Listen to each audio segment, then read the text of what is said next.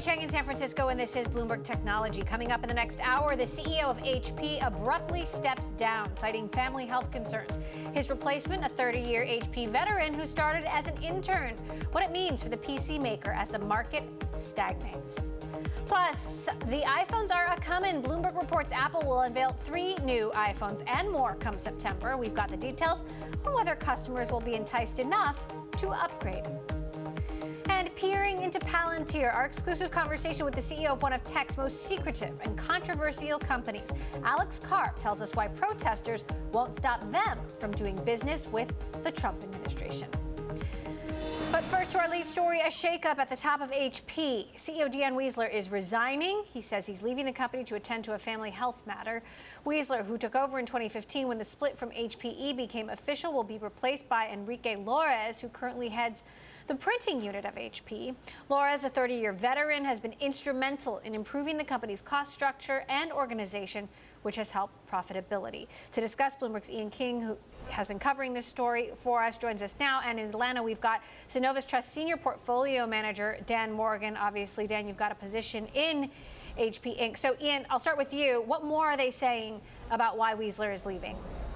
Yeah, I mean, I had a chat with them both briefly ahead of the announcement, and Dion really assured me, look, this is something personal to him. It's not a decision he took lightly, and really he just has to go back to his native Australia to deal with his family situation. So, according, if you take him at his word, there's no background story here. There's no, corporate scandal. There's no push out. There's nothing like that going on.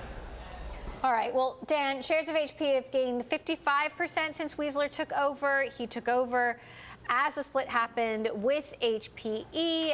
He's grown revenue, profitability. What's the impact on the company? Well, it's interesting, Emily, because, we go back to Meg Whitman coming in and splitting up these two companies, and everyone was putting their money on HP Enterprise, right? Because that was the most exciting part of HP, and the old printer and PC business was really, really boring, right?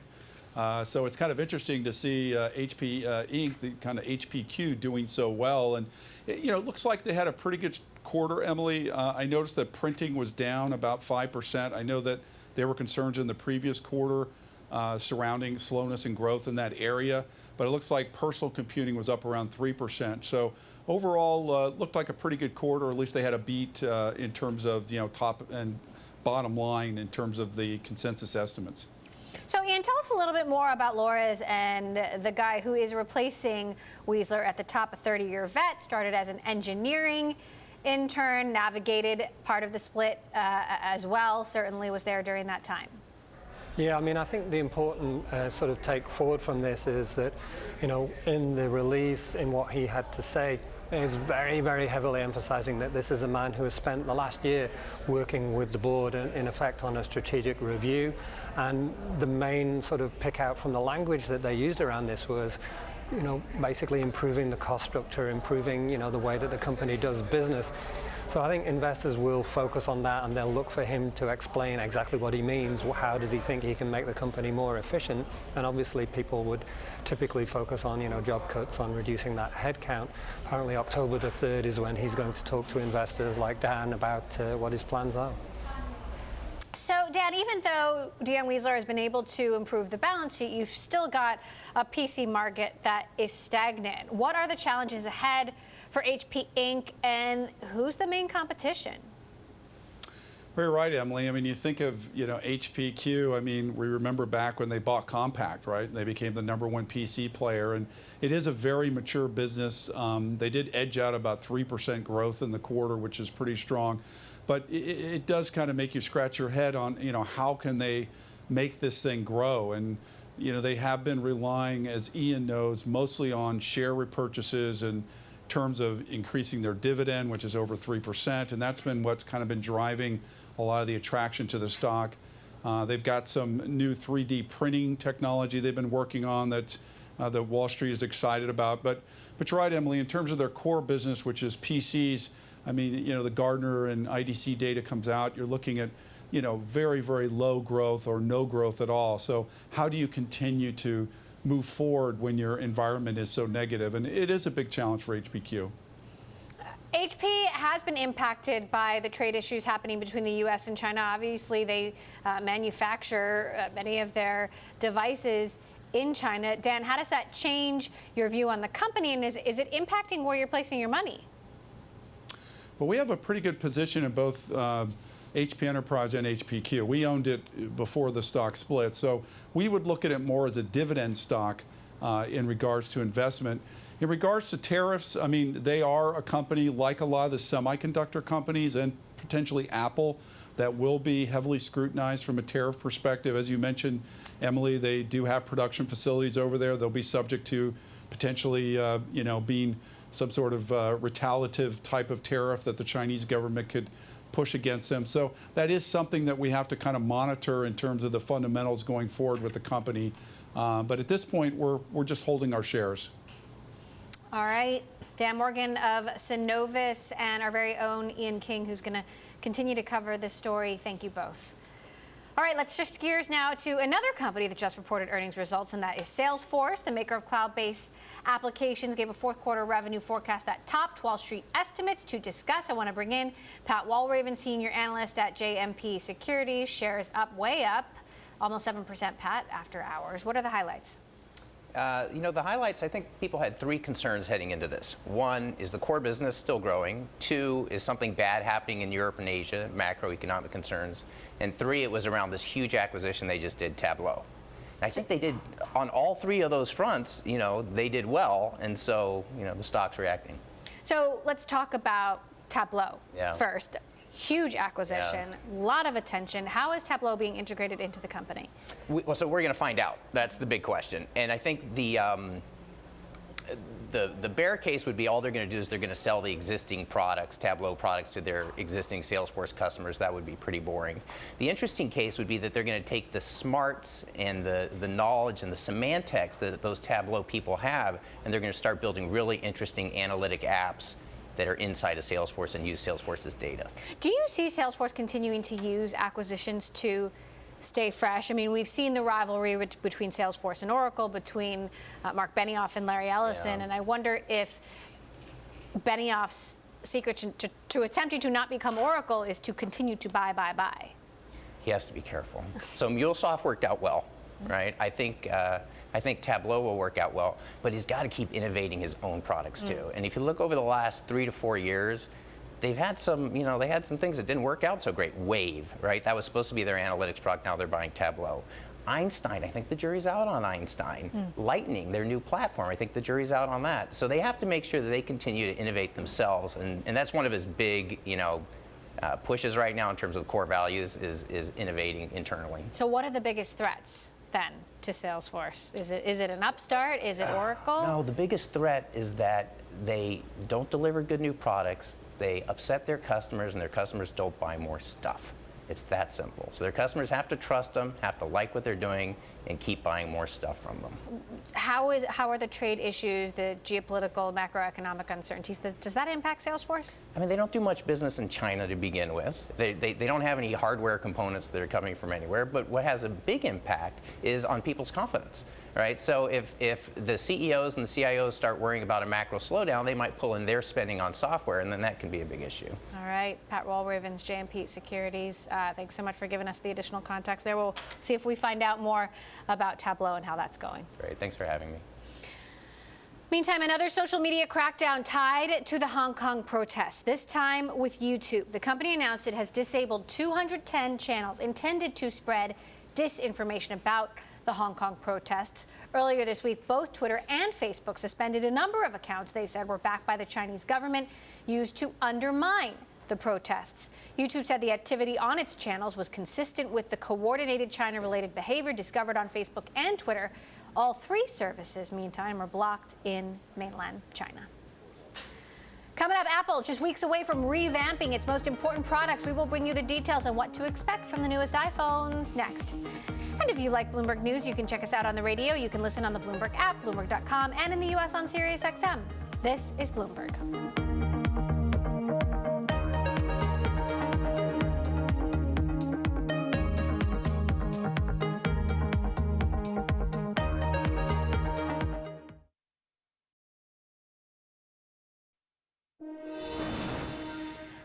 is getting ready to unveil an array of new hardware in the coming weeks, including 3 new iPhones, upgraded iPads, and its largest laptop in years. The main feature of what's called the Pro iPhone will be a new camera system that can capture ultra-wide-angle photos and videos.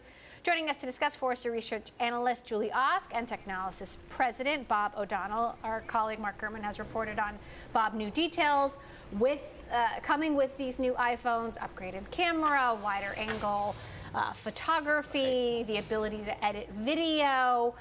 What are you most excited about, and is it going to be enough for you? Well, I mean, the wide-angle camera is nice. We've seen this on other phones. Samsung and others have had this for a while, and people will like it because it makes a big difference. That's one of the challenges you have with smartphone cameras, is the ability to get everybody in a group shot. So people will like it, but the problem is it's really just, it's not enough, even the other things they're doing, to really get people excited. The thing that actually I'm most interested in that Mark talked about was this notion of shatterproof. People have been working on improving the rigidity of the displays, because how many people do you see have broken screen phones, phone screens? So having that, if it in fact does what it implies, could be a very big deal for a certain group of people. But again, at the end of the day, Apple's about a year behind the rest of the market when it comes to technology. They're not going to have 5G till next year. They're not going to have the 3D camera probably till next year. We've seen that already again on other devices from other makers. So this is the challenge they face this fall. Right, that is one thing these phones won't have, which is 5G. So, Exactly. Julie, what is your analysis on, just how many people are going to buy these new phones with, to be fair, exciting upgrades, not a big design change, but as the market is slowing down? So, not to be the nerd here, but I think the camera is exciting. Cameras and media, they sell phones. So I think consumers are going to be pretty excited about this. I'm excited about them enhancing more of the transition from this being a device where I consume media to a device where I also create media. And then in addition to that, the better the camera, the better the chips, the faster the network, the better the computer vision is, and it puts, it begins to set the stage for what future experiences will be on smartphones, which are much more immersive. So, Bob, and it's not just phones that are going to be unveiled. We've got a refreshed iPad Pro, a new entry-level iPad, new versions of the Apple Watch. We'll see what else. Right. But obviously, Apple has been working to build out its services offerings. You've also got Apple TV Plus, Apple Arcade coming this fall. And for the first time, the iPhone made up less than half? Yeah, no, and let's not forget, that was a huge marker for the company, because people have been concerned, with the smartphone market slowing down, which it has been. People are extending the lifetime of all the phones they have. And so they've got to spread the wealth, so to speak, around to different devices. They are giving us a little bit more love lately to the Mac, which is great. I think it's great that they've got this new MacBook coming out. The iPads are going to be incremental gains. The Apple Watches, again, more incremental. The story I'm sure they're going to tell whenever they do their event in the fall is going to be this combination of the new hardware with the services. I'm sure we're going to learn more about those services and how they tie in. They're going to want to make it hook into Apple hardware better than it does on other hardware platforms. So that'll be interesting to see them tell that story. But fundamentally, we're still at this era of Apple's innovation cycle that's a little bit slower than I think a lot of people perhaps would like to see. And so that raises questions longer term. Julie, would you agree? So again, being the engineer here, these are like really big steps forward. And if you think about the future of experiences and where we're headed, more sensors, more immersive, better computer vision, better speech analytics, I think they're doing a lot here to really create a platform that's going to go well beyond communication and media consumption and home control.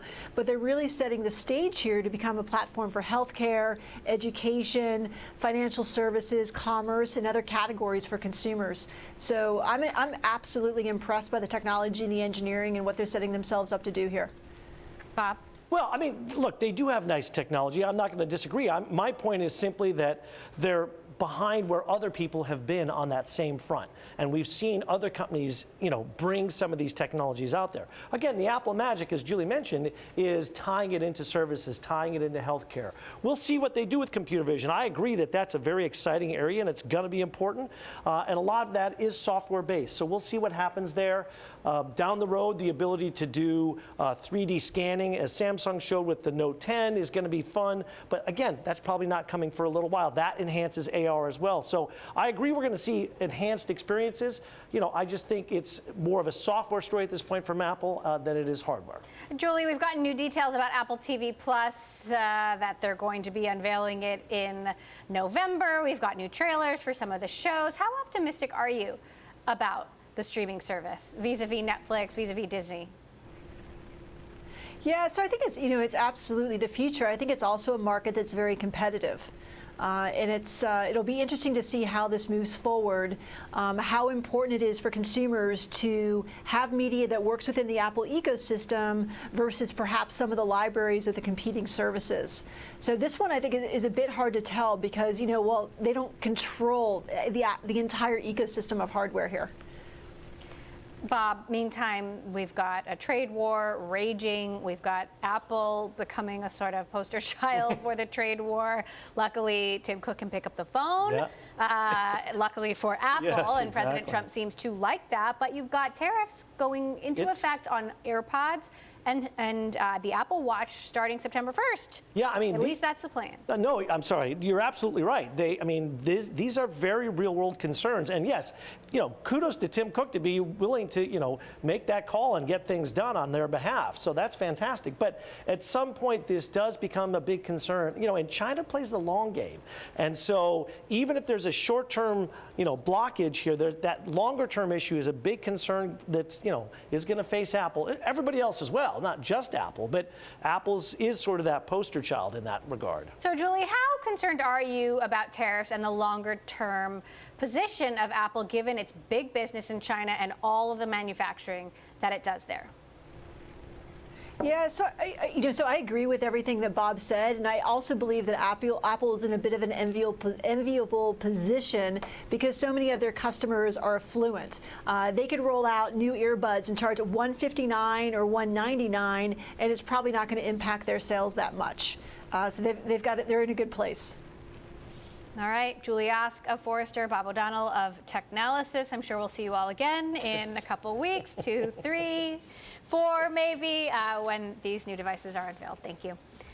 Coming up, the booming business of esports. Could it be the next big thing? Or are we in an esports bubble? We'll talk about that with the newly public Allied Esports CEO, Frank Ng, next. This is Bloomberg.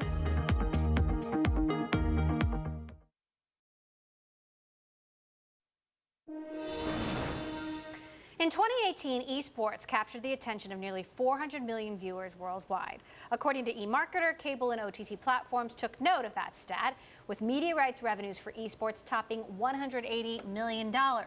One company thriving off the growing popularity of esports is Allied Esports. The company recently went public after being acquired by Blackridge and combining with WPT Enterprises. CEO Frank Ng joins us now from the NASDAQ, where he rang the closing bell earlier. So, Frank, why go public this route rather than just a traditional IPO? Well, we were presented this opportunity last year in July by a gentleman that we know very well, Lau Berman, a successful businessman who did IPOs many times, and we are a friend of his, his company. And he presented this opportunity and we took it. And that's why we're here today. And we believe, having a public platform would really help to push the business forward. So talk to us about how the esports market is changing. It has gotten big, but now you've got talk of an esports bubble. Are we in an esports bubble? I do not see a bubble per se, because esports is at the heart of video gaming. In video gaming today, we have 2.4 billion people playing video games regularly. And esports is at the heart of that. Viewership, we already surpassed 400 million on a global basis, and this is just growing very fast. But as an industry, it is still at its early stage. But the participant audience are huge already. So we do see tremendous opportunity lying in front of us. Now, the Fortnite World Cup recently was a huge success. You do have multiple Fortnite events that you didn't hold that one. But do you believe that Fortnite itself, that the game could be peaking? Because there's now some concern about that. Well, I would say Fortnite is still a wonderful title. We have run many events with Epic Fortnite before. Like last year, we did the Ninja event. It was hugely successful with 2-point-some million people watching it, unique viewers, 600,000 plus concurrent. So it can create some amazing numbers. But, it's just there are more titles going into the market. But the overall total viewership, everything for Fortnite is still extremely strong. So talk to us a little bit more about how you make your money. So when you host, let's say, a Fortnite tournament, how do you make money off that? Well, like any other media companies, first of all, we have the sponsorship, and we work with a lot of our partners now. We have TV Azteca in Mexico, and their sales team is selling the content we produce together. So it's just like any TV companies or media company, we have that part. And we also work with the Simon Property, the largest shopping mall, owner, operator in the United States. And we're also working on something like the Simon Cup, a proprietary event that we designed just for them. And again, their sales team is working with us collectively to present the opportunity to their sponsors and their talents as well. So I think we're no different from any other traditional business in terms of how to monetize it. It's just the way content is delivered, how sponsors can wrap their heads around this new opportunity. It will take a little bit of time to get there, but again, the potential is huge. All right, we'll continue to watch how the esports market evolves. Ally Esports CEO Frank Ng, thanks so much for joining us there from the NASDAQ. Coming up, DoorDash is changing its controversial tip policy. CEO Tony Xu explains what prompted the new model and what's different next. This is Bloomberg.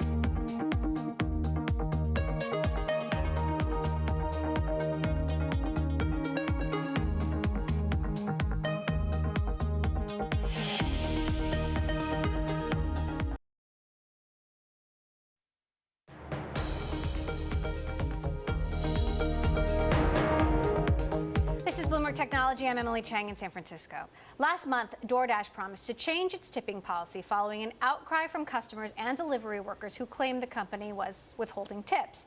Now, it is sharing the details of those changes. The food delivery company announced a new pay model, including an increase in base pay and a guarantee that tips will always be added on top of Dashers' earnings. Dashers are DoorDash delivery folks. This after facing criticism for a policy that allowed the company to subsidize workers' pay with tip money. Joining us for a Bloomberg exclusive is DoorDash CEO Tony Xu. So it has been a month since you said these changes were coming. The tech blogs skewered you this week, saying the changes hadn't happened yet. So why did it take so long? Well, I think let me start by saying that for things to work at DoorDash, it has to work for millions of consumers, hundreds of thousands of merchants, and hundreds of thousands of Dashers. So this is a very consequential change, and it's something that we always work on. But the day that I announced that we would be making a change about a month ago, teams worked that day around the clock every day, and we've been talking to consumers, we've been talking to Dashers, we've been talking to third parties, validating what we're doing. We've actually shipped the model for over a week now, so it's already been out in the wild testing. And that's why we've taken some time to make sure that we're doing something so important correctly. So what are the changes? What's the new policy? So under this new model, there's base pay, which has nothing to do with tips. It'll never vary based on tips. There will be tips on top, and there will be promotional bonuses. Under this new model, every $1 that a customer tips will be an extra $1 in the Dasher's pocket. Now, this does mean that there's going to be greater variability, because in the old model, we did take care of the Dasher when there was no tip. But in order to offset that, we're going to increase base pay across all orders. Orders that have tips, orders that don't have tips. That means that on average, Dashers are going to make more money in this new model. And we're going to keep that transparency that we've always had, which means we're going to show every piece of information about an order. Where's the restaurant? Where's the drop-off? What's the amount paid for this delivery up front? Now, you do have workers out there telling Recode, telling Business Insider that nothing has changed. What's your response to that? Well, we've been talking to Dashers and we've been shipping this new model for a really long time. I mean, this change was difficult. I mean, there are lots of Dashers, who really like the old model. They like that consistency. So we had to make sure that as we shipped a new model, that we would constantly do it in concert with consumers and Dashers, and that and that's exactly how the rollout's going to happen. It's already rolled out, and we'll be rolling out more versions and more improvements of it in the future. Now, I know I ask you this question every time you come on, but there are continued questions about how sustainable this on-demand food delivery model can be. Can you earn a living wage and be a Dasher or work for Uber Eats or any of these food delivery companies, just like can you earn a living wage as an Uber driver or a Lyft driver? Some of these workers, they're contract workers, they're not entitled to minimum wage. They say they're making like $8 an hour. Is that sustainable for them and for you when you're also trying to raise their pay? How do you make this model actually work long term? Yeah, I think to start, it's important to understand who these types of workers are. 80% of them have jobs, especially when they're delivering, on DoorDash. And, on average, they're working 3 hours or fewer per week. Mm-hmm. And in 2018, Dashers on the platform earned $17.50 an hour. Now, look, I think there's a lot that we have to do for these workers. For example, it's not just about pay. That's a very critical ingredient. But DoorDash was the first national platform, for instance, to offer occupational accident insurance. So we'll take care of Dashers. There isn't an opt-in. We're going to make sure they have it. It's free of charge. We have a Dasher Community Council in which we take all considerations in. It's not just about the pay model, but also product changes to make sure that it keeps getting better for them. Meantime, you've been making some acquisitions. Reports this week that you bought a self-driving car technology company, Scotty Labs. What's the vision there? Are we gonna? Does that mean no Dashers? Does that mean an autonomous car is going to bring me my food? Well, we're always working at DoorDash on technologies that solve real problems for consumers, merchants, and Dashers. And we're looking at how technology can enhance a Dasher, enhance a merchant, and in order to offer a better experience for customers. So we don't have any news to share today about some of the latest technologies that we've been working on. But I have to say that it's every day it's about solving problems at the intersection of how technology and humans work together. You also bought Caviar, food delivery company from Square. How will that be integrated into the existing DoorDash platform? Yeah, we're very excited about Caviar. I know it's a service that you may have used. To start, it's always about adding to restaurant selection at DoorDash. DoorDash today has the largest breadth of selection of any platform out there, and Caviar is independent stores that are a bit more premium in brands. We're very excited to onboard those restaurants. Caviar also plays in different geographies than DoorDash, and we think that's a nice complement. As DoorDash started in the suburbs, Caviar's primary focus has been in cities like Manhattan or San Francisco and Chicago. So we're very excited about that complementary focus. And finally, we're excited about the team. We've known the team for a few years now, and we're excited to be partners soon. You've taken a big round of funding from Softbank. How are you spending that money, and how are you growing the business slowly but surely? Well, I think the first thing is always to remain disciplined, and it's not about the money. No one ever says you have to spend it. For us, it's really about making sure that we keep doing what's best for consumers, merchants, and Dashers, and if we can work on those products, the rest will take care of itself. So how do you see the competitive landscape changing? Uber Eats is obviously growing. You've got Postmates potentially going public soon. You've got changes happening in the food delivery market in Europe. You've got changes happening in the grocery delivery market. Some companies doing well, huge companies jumping in, other companies struggling. How does this play out, and what is DoorDash's role in it? Well, we've always had a saying at DoorDash to be customer obsessed, not competitor focused, because I think literally you could, study this, for hours and days and not end. What I would say is we're at the beginnings of a huge economic transformation. I don't think people realize that even if you added up all the leading platforms in the US, that's less than 3% of the restaurant industry. If you looked at something like pizza, over half of pizza sales are delivered today in the US. So we're at the early stages of something huge, and I think a lot of people are recognizing that. DoorDash is leading the way today, but if we keep focusing on our consumers, merchants, and dashers, we'll be fine. All right, DoorDash CEO Tony Xu, thanks so much. Thanks for having me. Coming up, peering into Palantir, we will pull back the curtain on one of the most secretive companies in Silicon Valley. Our exclusive conversation with CEO Alec Scarpa is coming up next. You don't want to miss it. This is Bloomberg.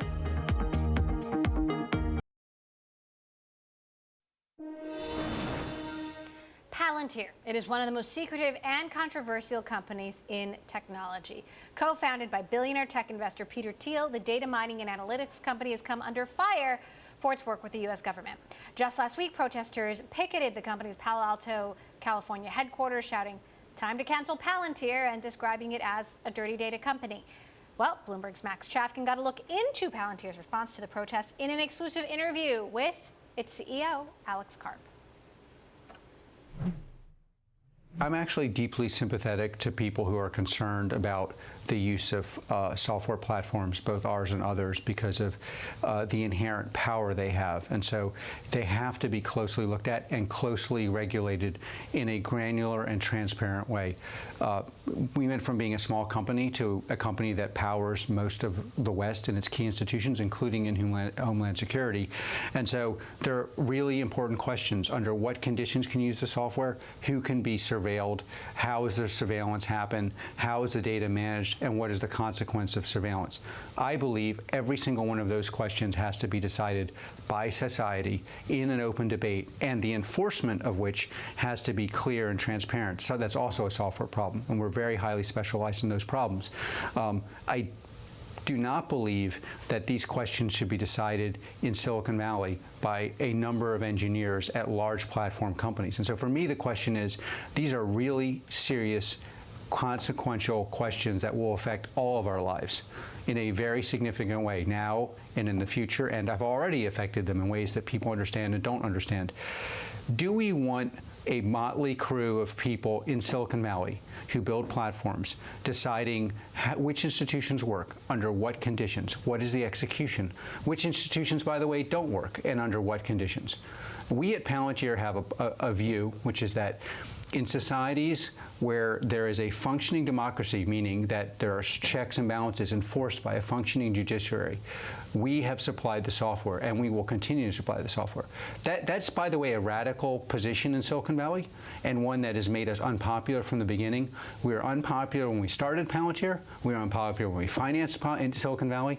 We were unpopular when we built Palantir in Silicon Valley, and we're still highly controversial and unpopular in Silicon Valley because we have a very differentiated view than our colleagues in Silicon Valley. So in other words, Google famously basically backed off a $10 billion contract with the Department of Defense, Maven, amid employee protests. You're basically saying that, not going to happen at Palantir. Well, Palantir is just not if you go to, just to add a little color to this discussion, many people believe, I happen to share this belief, that the present and the future ability to control the rule of law and its application will be determined by our ability to harness and master artificial intelligence and its precursor, machine learning. Yeah. It is a very, very radical decision to say you will not help the U.S. on this. Now, I believe it's every right of Google and their engineers to make a decision. I believe that, however, that they should not be making this decision. I don't think any other consumer internet should make a decision. U.S. legislators and voters should make these decisions. So de facto, Google and other companies are deciding what the role and stature of the U.S. will be in the present and the future. I think most people, including myself in this country and around the world, are very uncomfortable with the idea that Google and other companies will define who are the winners and losers today, tomorrow, and the day after tomorrow. Now, if that's your position, If you think that these small number of people living on an island that seems to be devoid of any of the cultural norms that the rest of us tend to share should make these decisions, that is a radical position you have to bring to the American people and explain to them why you are making these decisions. At Palantir, we have a very controversial position that makes us largely unpopular. We at Palantir believe that those decisions should be made by the U.S. legislature, by our representatives, and by the courts, and that we as citizens should agitate for views that we believe. In other words, Palantir is going to work with either government, whether it's the Trump administration or We've worked for 3 administrations. As long as the judiciary is is putting checks and balances on the implementation, as long as people are working within accordance with law. I think some of these laws, by the way, should be changed. I mean, as an individual, I grew up in a progressive family. I grew up at Demos. I got a PhD in what could amount to progressive German thought, living half my life in what could be argued as the most progressive part of the world, Europe. I believe that there are checks and balances. I do think our legal system is way too brutal. And that we need to have a discussion about that. I don't believe the brutality of our legal system should be adjudicated in a tiny island on which people live that have very different ideas about how the world should work than the majority of our citizens. So, another person who's sort of made a similar critique is Peter Thiel, co-founder of Palantir, an investor in the company. There's been a suggestion that Peter Thiel's closeness to the Trump administration, he was a major donor, has somehow benefited Palantir, and I'm curious what you say to that. What is your response to that? What is true is Peter and I have had a long, deep, and important friendship. I view him as a close friend, and it is true that I value his opinion, and he plays a role at Palantir. It is ludicrous to believe that a relationship between Peter and this administration has helped our company in any material way, especially given the fact that I've clearly been quite obviously and more publicly than I wanted a critic of this administration. And by the way, as a matter of fact, it takes 10 years to build the kind of customer base we've built. Most of that customer base was built under the Obama administration. I don't see any material evidence for this, and quite frankly, I just view the claim as ludicrous. Have there been protests inside of Palantir? I mean, we've seen people, from outside organizations protesting in front of your office. What about your employees? What's the dialogue inside the company? We at Palantir, we hire people who are critical thinkers. And so we avoid hiring people that would look at a complex issue and see a lack of complexity. There's almost no one at Palantir that looks at any of our deployments. And by the way, not just in the context of Homeland Security, in the context of our software being used to help warfighters. I mean, these are very complex issues, or what does it mean to provide data protection? The success of Palantir largely came down to the fact that we took issues that people thought were very simple, like data integration, like protecting civil liberties, like transferring data in highly classified and secure environments, like making data platforms work where there's high latency, like making data platforms work where allies are sharing subsets of data, right. And we provided solutions. Palantir is housed by highly complex thinkers, and so we have complex and divergent views on every issue, and certainly on this issue. And so there's a very vigorous debate, and not everyone at Palantir agrees with our policy, and that's okay. We want those kind of people. Palantir CEO Alec Scarpa there, speaking exclusively with our own Max Chafkin, who joins us now from Washington. So Max, first of all, what's your reaction to some of his responses there, especially about Peter Thiel?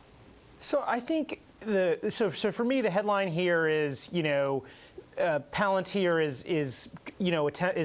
is trying to stand up to the protests. They've been under a lot of fire, and you have the CEO coming out and saying, basically we are with the administration on its immigration policy, whether you like it or not. I think the second thing that's happening is Alec Scarpa saying, look, yes, Peter Thiel is an investor, a close friend, et cetera, but we are our own company, and we exist outside of the Trump administration. And while Palantir is a big defense contractor, they definitely have done very well over the last few years. They also do, as Carp told me as I was reporting the article, have a lot of contracts in Europe. It definitely is a big part of their business, but he's emphasizing that it is not the only part. Now, you also talked to him a little bit about his politics, and he alluded to it there. He's grown up in a progressive family. You talked to him about who he voted for, who he's likely to vote for, and it's not Donald Trump. Yeah, and he donated to Clinton, as you said. He's a left of center on most issues, although, as he told me, not on immigration, at least not on the U.S. left center spectrum is how I guess he would put it. But in any case, he is trying to say that the decision to do business with the government, even an administration as controversial as the Trump administration, is essentially an apolitical decision. You shouldn't blame the software company for selling software to a duly elected government, and that is in a way a very controversial thing to say, and we're seeing pushback on that from not just Palantir employees internally, as Carp said, but also employees of many of these other tech companies. And in that interview, you heard him coming out, and being sharply critical of that kind of external pressure, companies like Google giving in, as he would see it, to their employees. Whereas, of course, the employees see it as, we are just standing up for our beliefs and for what's right, and these companies were founded on an ethical code that we feel is being violated. So, he's obviously critical of Google and, Google's power, but also, can you remind us of what Palantir actually does and the power that Palantir currently has? Yeah, Palantir it's basically a data management platform. It gets very wonky very quickly, but the idea here is it helps integrate, that is, sort of make sense of databases from inside of companies and also in law enforcement. Now, you say that, it sounds kind of dull and boring. The thing is, as we've learned over the last few years, when you put large data sets together, that can yield really detailed things, and that's where the power is for Palantir, but also potentially the danger. All right, Bloomberg's Max Chafkin, great interview. You can catch that full interview with Alec, the CEO of Palantir, who rarely speaks to the press, at Bloomberg.com. Still ahead, Audion out with first half results, how the Dutch company is faring amid increasing competition in the digital payment space next. This is Bloomberg.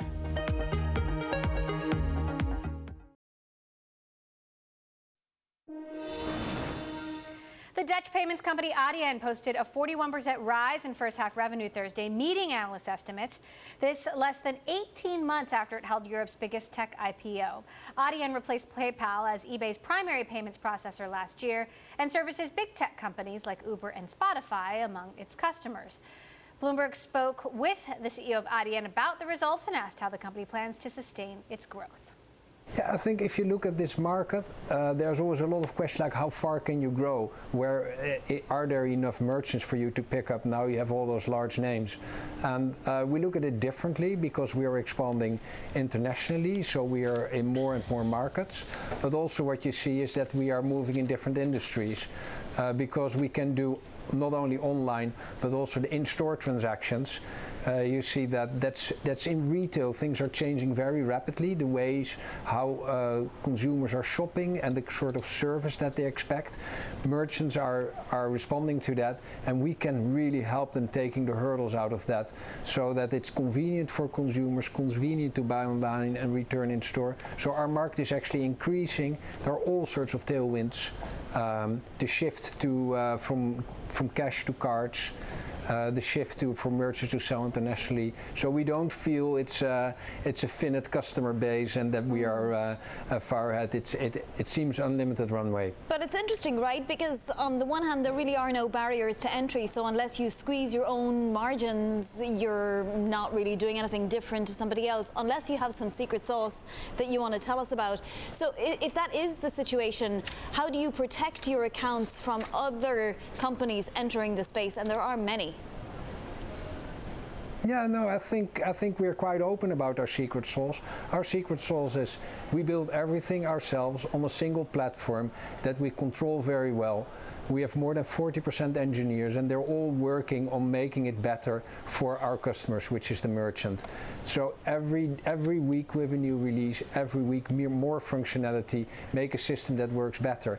If you look at the others in the industry, there's a lot of consolidation, and they run many different platforms.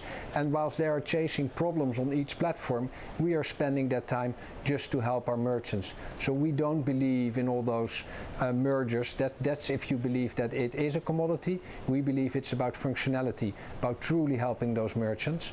And then we feel that building it yourself on a single platform is the way to position yourself. The CEO of Audion there.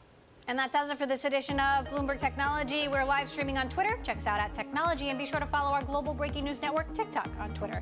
This is Bloomberg.